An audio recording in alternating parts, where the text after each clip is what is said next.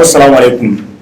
N'a foli bɛ maliden bɛɛ lajɛlen mɔgɔ mɔgɔ bɛ k'an lamɛn nin wagati in na Ouverture Media kan Mali kɔnɔ Mali kɔ kan n ka foli b'a bɛɛ lajɛlen a balimakɛ n'aw denkɛ de don a n'aw dɔgɔnin Mamadu Jɛfaga Ouverture Media comme n y'a fɔ aw ɲɛna cogo min na ne yɛrɛ ka émission bɛ yen n'a bɛ wele ko OM Live ye émission ye émission min n'an bɛ to ka jɛmukan don jɛmukan min an b'a sigi ka to ka jamanadenw kunnafoni ko la ko minnu bɛ tali kɛ jamana ko kan an b'a dɔn a kɛra fama ye dɔɔni bari sabula nin wagati in na an tun kɛlen don ka tagama boloda alhamdulilayi an ɲuman taara an ɲuman seginna an ka tagama in kɔnɔna la ko tɛmɛna a kɔnɔna la ni Ala sɔnna a ma wagati n'a nataw la inchallah dans quelques instants l'émission Thierno Dégrite ni o bɛ animé par Thierno Dégrite n'o ye Thierno ka émission ye ni Ala sɔnna a ma an bɛna ka na compte rendu k'o la an ye mun ye Tunisie mun bɛ Tunisie Maliens bɛ condition jumɛn na Tunisie ni Ala sɔnna a ma o émission kɔnɔna la an bɛna da don o ko la n y'a fɔ aw ye cogo min na émission kelen ni émission in na sujet kelen de bɛ n bolo a sujet ye jumɛn ye comme bɛɛ lajɛlen b'a kalama a bɛ wagatinin bɔ a kɛra k'an to jamana ko kan nka an y'a actualité suit an y'a lajɛ ko tɛmɛna jamana kɔnɔna la c'est vrai k'an tun tɛ yan mais ko tun bɛ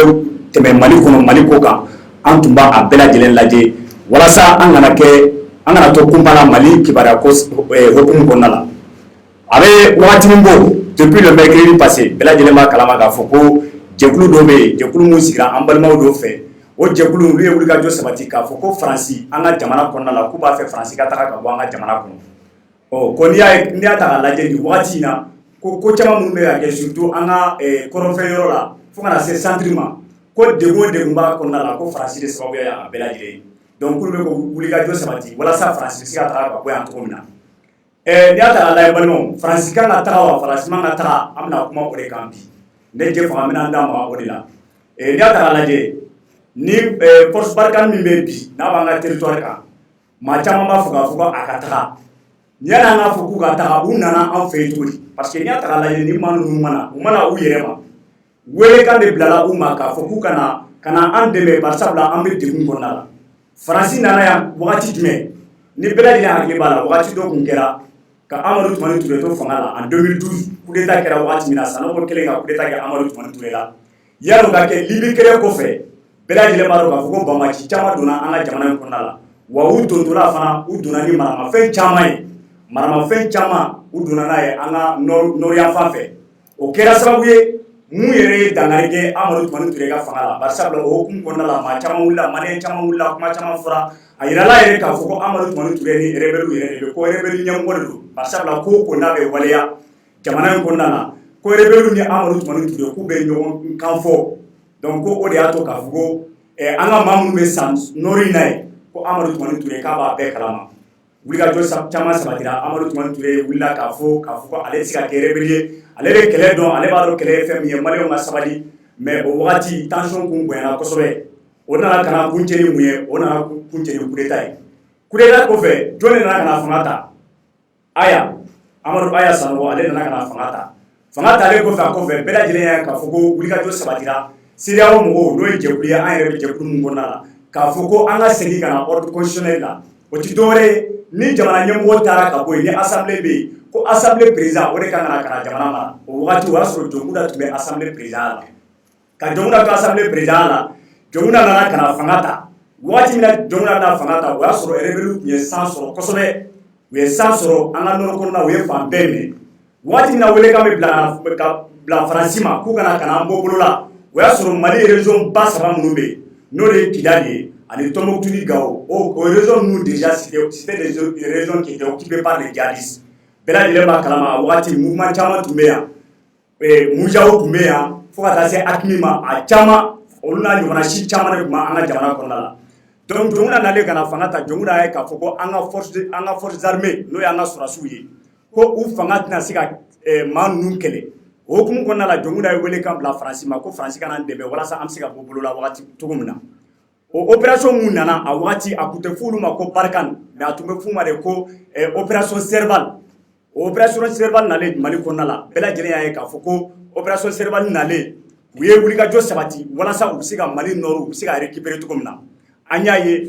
le 13 janvier ni ma fili 2013 ou bien le 12 an y'a ye maa banbanciw nana fɔ Jabali u nana fɔ Jabali mara la faransi nana kana an dɛmɛ ka wulikajɔ sabati walasa u bɛ se ka maa ninnu kɛlɛ cogo min na donc u nana don 2 don 3 tile 3 tile 4 kɔnɔna la an y'a ye k'a fɔ ko faransi ye baara siri ni ka fara an ka sɔrɔdasiw kan u ye wulikajɔ sabati cogo bɛɛ la walasa u bɛ se ka bamaci ninnu daga bɔ an dala cogo min na o de hukumu kɔnɔna la an y'a ye sɔrɔdasiw dɔw sara a hukumu kɔnɔna la n'o ye faransi sɔrɔdasiw ye bɛɛ lajɛlen hakili b'a la dɔw tun bɛ yen ko Damien Debuate bɛɛ lajɛlen b'a dɔn k'a fɔ ko o wagati maliyɛn caman bɛ yen maa minnu ye u denw yɛrɛ tɔgɔ da o cɛ kelen in na ka sababuya kɛ k'a fɔ ko u nana ka na bɔ o bolo la faransi drapeau tun bɛ ka flotter fan bɛɛ maliyɛn caman ye wulikajɔ sabati o don ka tɛgɛrɛ caman fɔ faransi kun k'a fɔ ko u nana ka na nin waleya min sabati an ka jamana kɔnɔ a ka kan an ka tɛgɛrɛ fɔ u ye o hukumu kɔnɔna la o wagati y'a sɔrɔ jɔn de tun bɛ jamana marabaga jumɛn de tun bɛ faransi kunna o ye François Hollande ye o François Hollande kelen y'a ɲini ka bɔ faransi ka na an ka jamana kan walasa ka na maliyɛnw rencontrer ni ka an ka président ani maliyɛn bɛɛ lajɛlen k'u rencontrer ka na tuguni k'a lajɛ u ka mɔgɔ minnu y'u bila ka na n'o de ye opération Serval ye u bɛ ka baara mun waleya jamana kɔnɔna la a bɛ ka taa taabolo mun kan o hukumu kɔnɔna la bɛɛ lajɛlen b'a dɔn k'a fɔ ko maliyɛn bɛɛ lajɛlen ye wulikajɔ sabati maa caman bɔra an taara boulevard de l'Indépendance la o kɛnɛ kan a dɔn fɛn caman fɔra maa caman wulila minnu ko ko vive la France kuma caman fɔra an ye fɛn caman fɔ a dɔn yɛrɛ François Hollande ye kuma ta a y'a yira k'a fɔ ko olu faransi ye wulikajɔ min sabati bi ka na Mali la ka na an bɔ bamaciw bolo ko olu y'a kɛ de bari sabula olu kan k'a kɛ k'u nana juru de sara ko n'i y'a ta k'a lajɛ première guerre mondiale fo ka taa se deuxième guerre mondiale ma ko wulikajɔ anw maliyɛnw de ye wulikajɔ sabati ni ka fara farafinna jamana tɔw kan olu de nana ka taa faransi bɔ bolo la donc ko juru mun ni farafin jamanaw y'a juru don olu kan na ko faransi nakun ye de ka na o juru in ko ka o de sara donc o don maliyɛn caman ye tɛgɛrɛ fɔ maliyɛn caman ye wulikajɔ sabati faransi ye an y'a ye Jɔnkuda tagalen kɔfɛ o hukumu kɔnɔna la MINUSMA fana nana Jɔnkuda tagalen kɔfɛ an y'a ye ko opération Serval nana yɛlɛma ka kɛ Barkhane ye donc o Barkhane fana tora an fɛ yan ni ka fara MINUSMA mɔgɔw kan u ye wulikajɔ sabati an ka jamana territoire kan walasa halisa bamaciw bɛ se ka taga cogo min na walasa u bɛ se ka bamaci kɛlɛ ka ban cogo min na o hukumu kɔnɔna fana la an y'a ye k'a fɔ ko faransi sɔrɔdasiw nalen u ye formation caman kɛ k'a ɲɛsin an ka tenitigilakaw ma u y'an ka tenitigilaka caman bɛ yen u ye mɔgɔ minnu former kosɛbɛ walasa don n'a nataw la hali ni faransi yɛrɛ tɛ yan an yɛrɛ bɛ se ka an ka sɔrɔdasiw bɛ se ka an yɛrɛ lakana cogo min na k'an sécuriser bon an y'a ye nin waati in na maa caman wulilen don k'a fɔ ko ko faransi ka taga bari sabula n'i y'a ta k'a lajɛ ko faransi bɛ an ka territoire kan nin y'a san 7 ye mais a san 7 kɔnɔna la i b'a ye k'a fɔ ko franchement n'i ye bilan ta k'a lajɛ ko le bilan n'est pas positif o kɔrɔ tɛ dɔwɛrɛ k'a fɔ ko faransi ka présence an ka territoire kan n'i y'a ta k'a lajɛ a waati ni sisan cɛ ko a bilan kɛcogo man ɲi parce que n'i y'a ta k'a lajɛ halisa u nana ka na bamaci kelen mun na ko o bamaci kelen de bɛ sen na halisa a ma se ka ban donc ko o hukumu kɔnɔna la n'i y'a ye problème fɛn fɛn bɛ Mali kɔnɔna la ko faransi de don donc ko faransi kan ka taga o hukumu kɔnɔna an y'a ye fana an ka sɔrɔdasiw yɛrɛ wulikajɔ sabati k'a yira k'a fɔ ko faransi bɛ olu kɛrɛfɛla mun na yan n'o de ye ka terrorisme kɛlɛ ko olu bɛ faransi soutenir wa olu b'a ɲini jamanaden bɛɛ lajɛlen fɛ bɛɛ lajɛlen ka faransi soutenir bari sabula faransi bɛ k'olu dɛmɛ kosɛbɛ maliyɛnw aw yɛrɛ ka nin ko ninnu ta k'a lajɛ ne m'a fɔ ko faransi man ka taga an y'a ye maa minnu wulila fana minnu ye wulikajɔ sabati k'a fɔ ko faransi ka taga olu ko de ko faransi ka taga ko ka Rusi wele ka na ko faransi ka taga ko Rusi ka na donc faransi de ye problème ye faransi kan ka taga ka bɔ Mali la mais Rusi kan ka na ni maa ye u ka programme fana kɔnɔna la k'a fɔ ko bon ni faransi taara an kɛlen don ka nin de waleya nin de bɛna waleya ni ninnu waleyara a bɛ kɛ sababu ye degun min bɛ an kan n'o de ye terrorisme ya degun ye ko o bɛna ta ka bɔ an kan mais ka wuli dɔrɔn k'a fɔ ko faransi ka taga ko parce que k'an ka problème ye faransi ye an dun b'a dɔn k'a fɔ ko ni faransi taara an bɛ wagati min na i ko bi a bɛ se ka kɛ sababu ye a bɛ se ka kɛ degunba ye Mali ma donc n'i y'a ta k'a lajɛ ne yɛrɛ ka faamuyali la faransi bɛ yɔrɔ min na nin wagati in na comme je l'ai bien dit n bɛ segin kɔ dɔɔni le bilan de la France n'i ye faransi ta k'a lajɛ a bɛ san 7 bɔ faransi ba an ka territoire kan yan o san 7 kɔnɔna la n'i y'a ta k'a lajɛ fɛn caman ɲɛna fɛn caman fana bɛ yen minnu man ɲɛ faransi yɛrɛ nakun ye mun ye u nana de k'a fɔ k'u bɛ bamaci kɛlɛ de ban an ka jamana kɔnɔna la o tɛmɛnen kɔfɛ tuguni u nana de walasa ka an ka kɛlɛkɛcɛw n'o y'an ka sɔrɔdasiw ye k'u former walasa don n'a nataw la hali ni maa wɛrɛ tɛ yan hali ni faransi tɛ yan cogo min na u bɛ se k'u yɛrɛ défend ne bolo faransi bɛ ka o waleya faransi bɛ k'o waleya nin wagati in na yanni maliyɛnw k'a fɔ ko u bɛna wuli k'a fɔ ko parce que ne ni maaw tɛ ɲɔgɔn faamuya mun na wa maliyɛnw kan ka mun faamuya tout le temps an tɛ se k'an ka problème kɛ k'a fɔ ko carte masina de bɛ se ka kɛ sababu ye ka nin problème don an na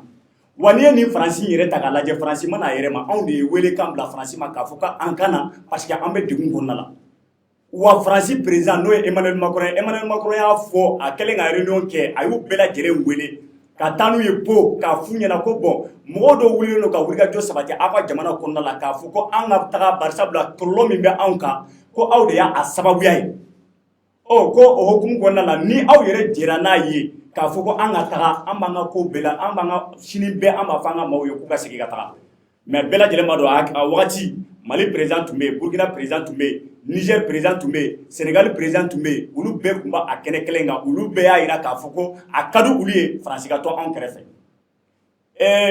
yan'an k'a fɔ ko Faransi de y'an ka problème bɛ yen Maliyɛnw ma fɛn dɔ de faamuya c'est-à-dire que jamana kɔnɔna la fɛn caman bɛ yen Faransi bon bɛɛ n'i ka hakilinata de don mais ni ye Faransi yanni Faransi yɛrɛ ka na miliyari hakɛ minnu ni fɛn minnu bɛ ka détourner an ka jamana in kɔnɔna la miliyari minnu détournera programmation militaire wari hakɛ min botera budget hakɛ min botera k'a fɔ k'a ka don programmation militaire la walasa an ka kɛlɛkɛcɛw bɛ se ka armée cogo min na o wari min détournera est-ce que Faransi dɔw détourner o ye kelen ye a filanan accord de défense min n'a établira entre la France et le Mali a accord de défense est-ce que a signera an ka autorités kɔfɛ wa a ma signé olu kɔfɛ wa an ka sɔrɔdasiw fana ye wulikajɔ sabati nin wagati nin na k'a jira an na k'a fɔ ko Faransi ka to olu kɛrɛfɛ nin waati in na a ka di olu ye barisabula Faransi bɛ k'olu dɛmɛ n'i ye bilan in ta k'a lajɛ bilan in man ɲi mais nouvelle autorité mun nana sisan ka fanga ta n'o ye transition mɔgɔw ye an y'a ye k'a fɔ ko fɛn caman bɛ yen u b'a fɛ ka yɛlɛma don o kow la a dɔw ye mun ye u y'a laɲini Faransi fɛ k'a fɔ ko force Barkhane min b'an ka territoire kan u kana taga ka taa patrouille kɛ fewu n'a sɔrɔ n'an ka sɔrɔdasiw tɛ ɲɔgɔn fɛ ni ko don ko min n'a kun tɛ waleya kɔrɔlen donc ni Faransi bɛ action mɛnna an ka jamana kɔnɔna la a ka kan Faransi ni an ka sɔrɔdasiw ka taga donc an bɛ se k'a fɔ ko autorité minnu bɛ yan nin wagati in na olu autorités y'a faamuya k'a fɔ ko ni Faransi a man kan Faransi ka taga ka taa foyi kɛ a man kan Faransi ka kɛwale foyi sabati an ka jamana kɔnɔna la tant que ni olu tɛ ɲɔgɔn fɛ donc ce qui veut dire que déjà changement bɛ ka don o kow la mais u b'a dɔn fana an ka autorités fana y'a jira k'a fɔ u ka kɔrɔfɔw kɔnɔna la k'a jira k'a fɔ bamaji kelen min bɛ anw da la nin wagati in na c'est vrai que dusu b'olu kɔnɔ olu bɛ ka lutter anw ɲɛ su fara tile kan nka Faransi fana bɛ k'olu dɛmɛ a waleyali la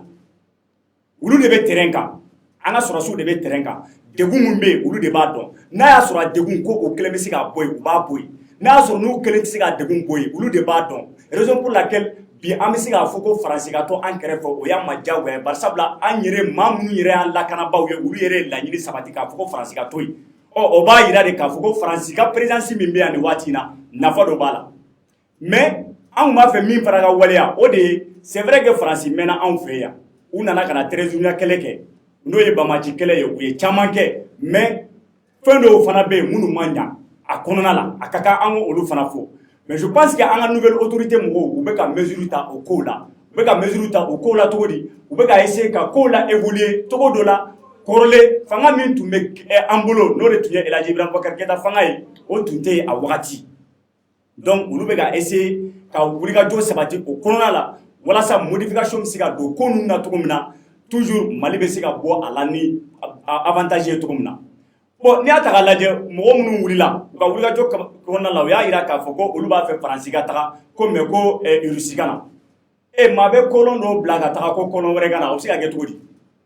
ne bolo aw bɛna fɔ de ko Faransi ka taa an yɛrɛ ka sɔrɔdasiw bɛ se ka assumer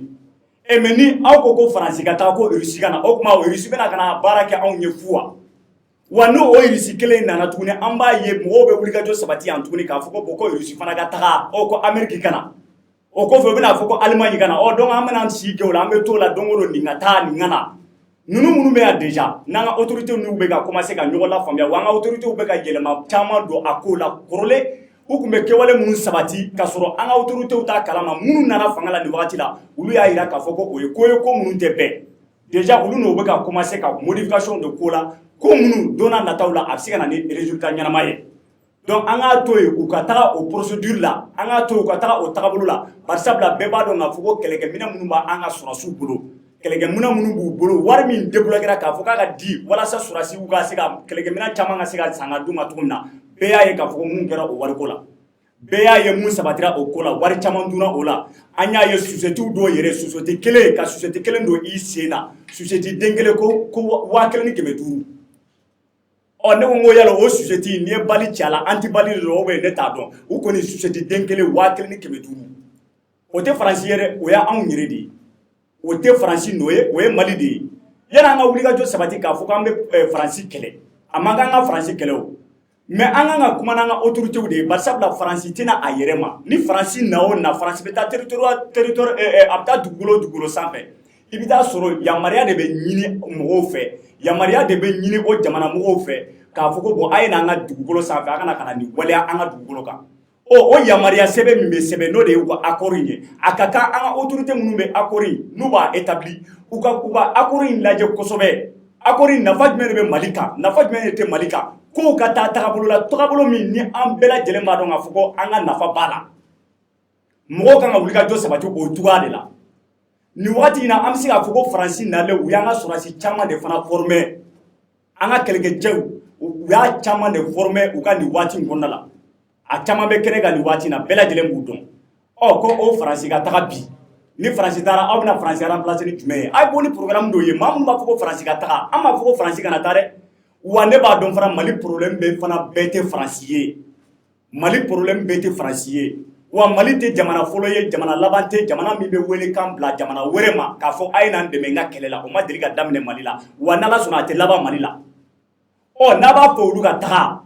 n'i y'a ye Emmanuel Macron ye président minnu wele k'a fɔ k'u ka taga k'u ka taa po u ka ɲɔgɔn sɔrɔ u ka kumaɲɔgɔnya sabati u ni ɲɔgɔn cɛ n'u b'a fɛ faransi ka segin ka taga u fɛ yen u bɛ segin ka taga mais n'i y'a ye an ka président ma se ka fɛn dɔ waleya a kɔnɔna la bari sabula u b'a dɔn k'a fɔ ko fɛn dɔ de bɛ yen G5 Sahel créé yan a G5 Sahel la jamana joli b'a kɔnɔna la mais o G5 Sahel créé est-ce que o G5 Sahel yɛrɛ sera ka fɛn dɔ waleya ni G5 Sahel ni fanga dɔ tun b'a la par exemple mɔgɔ minnu b'a fɔ ko faransi ka taga ni faransi taara n'u bɛ se ka G5 Sahel mɔgɔw ka matériel d'u ma k'u renforcer kosɛbɛ parce que G5 Sahel kɔni o tɛ faransi ye mais o ye farafinna bɛɛ lajɛlen faralen ɲɔgɔn kan minnu bɛ zone sahélienne kɔnɔna la n'o y'a sɔrɔ ni minɛn b'olu bolo maa minnu bɛ se ka minɛn san ni wari b'u bolo ni moyen b'u bolo ka se ka minɛn di olu ma olu ka bila an ka kɛlɛkɛcɛw kɛrɛfɛ ka Mali bɔ bolo la u k'o fana wale u k'o kumaw fana fɔ an ɲɛna an k'o faamuya sinon k'a fɔ ko faransi ka taa ten ne yɛrɛ bolo ko nin filɛ nin ye nin kuma de don o t'a yira k'a fɔ ko n'i m'a fɔ ko faransi ka taa i tɛ jamana fɛ wa minnu b'a fɔ ko faransi ka taa fana an t'a fɔ ko jamana man d'u ye dɛ mais u ka jamana réalité fana ta k'a bila u ɲɛkɔrɔ u ka jamana réalité ta k'a bila u ɲɛkɔrɔ n'a y'a sɔrɔ an ka sɔrɔdasiw kelen bɛ se ka nin jadisi ninnu bari sabula maaw don mɔgɔ minnu ye kɛlɛ sabati bila ko tɛ Mali ye zone min ye zone ba de don a ka bon kosɛbɛ n'a y'a sɔrɔ ko an ka sɔrɔdasiw bɛ se ka kelen bɛ se ka sécuriser hali sini ni faransi taara a ka di anw ye hali sini ni faransi taara a ka di anw ye mais n'i y'a ye an ka autorités yɛrɛ hali ni faransi taara hali sini a ka fɔ ko même ils sont devenus autonomes ko sisan kɔni jamana lakanali olu yɛrɛ bɛ se k'a kɛ o ka di olu ye ka tɛmɛ anw kan mais n'i y'a ye u bɛ k'a fɔ mɔgɔw ye k'a fɔ ko bon bɛɛ lajɛlen ka olu soutenir wa bɛɛ ka continuer ka faransi fana soutenir dɔ wɛrɛ tɛ parce que u b'a dɔn k'a fɔ ko in bɛ niveau min na nin wagati in na kɛlɛ bɛ niveau min na nin wagati in na an ni banbaaciw cɛla la olu kelen tɛ se ka ɲɛnabɔ ko ka faransi gɛn ka na ni Russie nin kuma yɛrɛ ye kabako ye dɛ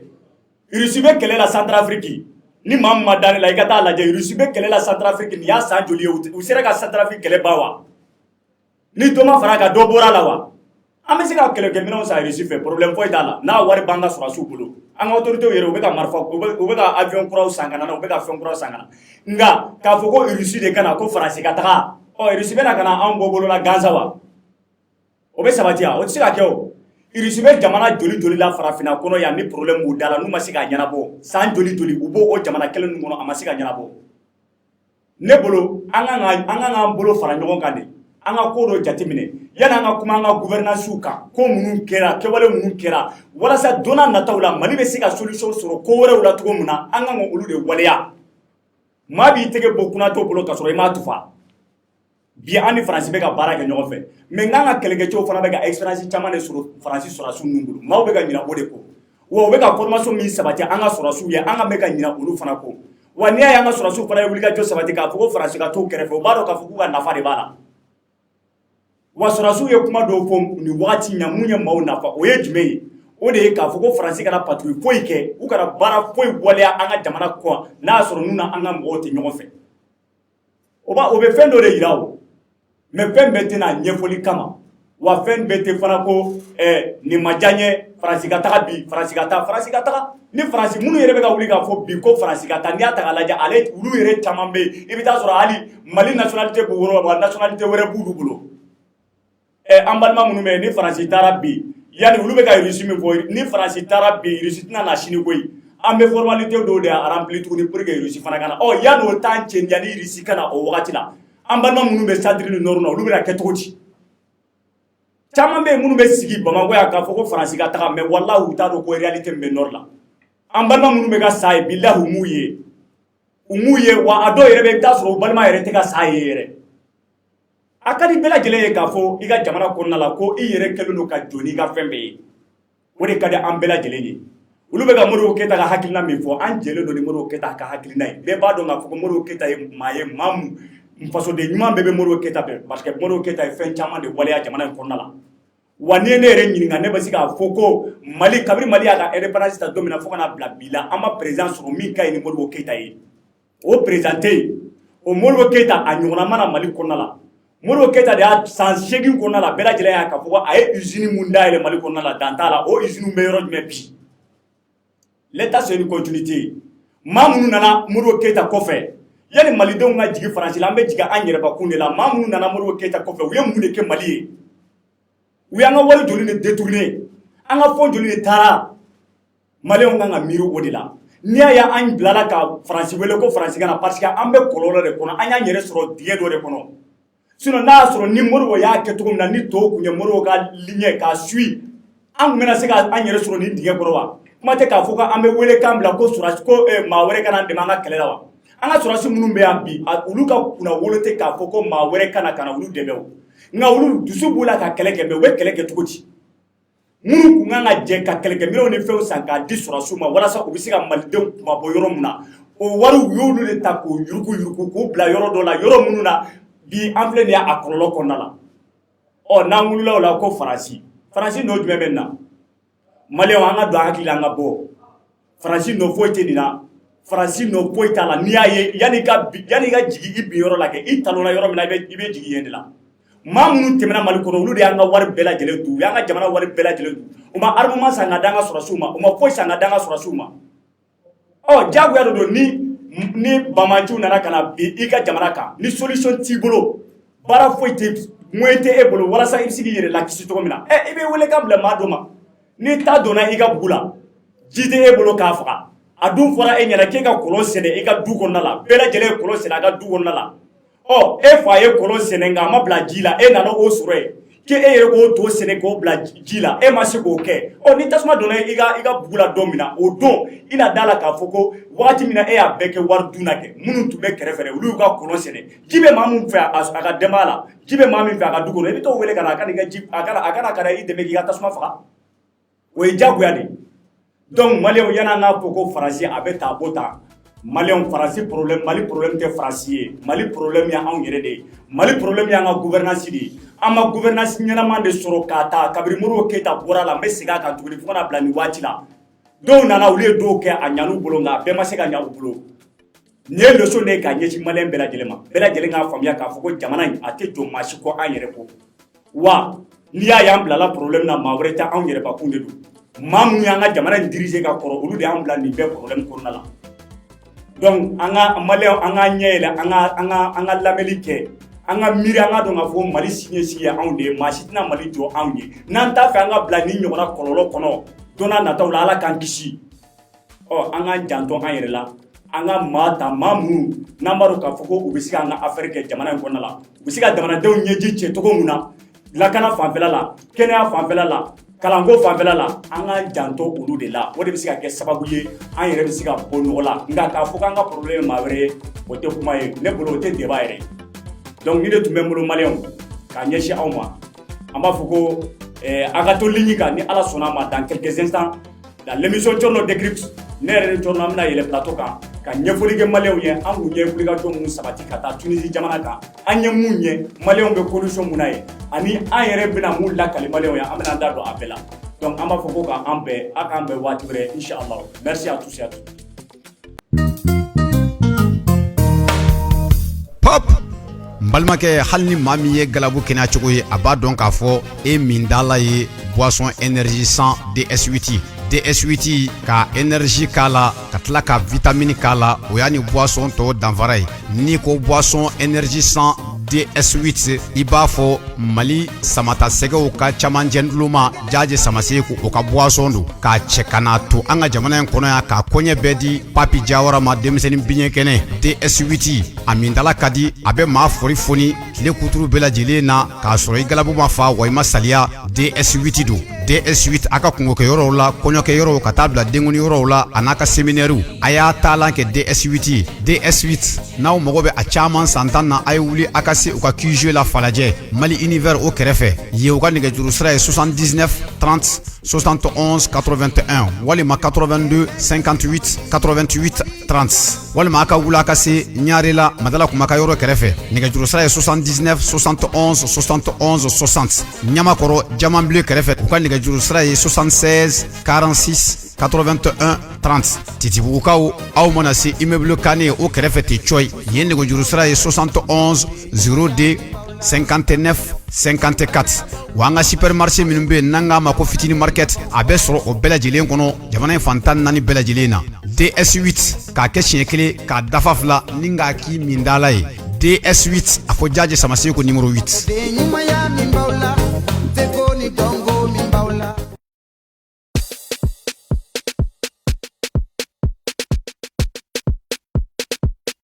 Everyone on the shit.